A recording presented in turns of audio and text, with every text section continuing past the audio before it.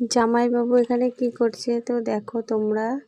আমি ভাবলাম জামাইবাবু কিছুক্ষণ আগেই মুরগিটা কিনলো, তাই ভাবলাম যে দেখি কি করছে। তো দেখছি মুরগিটা এখানে কাটবে, তো আমার প্রচণ্ড মায়া লাগছে, তাই আমি এখান থেকে চলে যাচ্ছি। বন্ধুরা তো চলো ছাদের দিকে চলে এসেছি, তোমাদেরকে দেখাবো।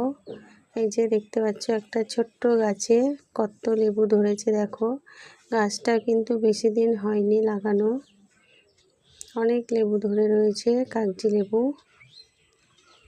এখানে কিন্তু প্রচণ্ড রোদ্দুর, আমার তো পা পুড়ে যাচ্ছে। তো চলো চারিদিকটা তোমরা দেখে নাও।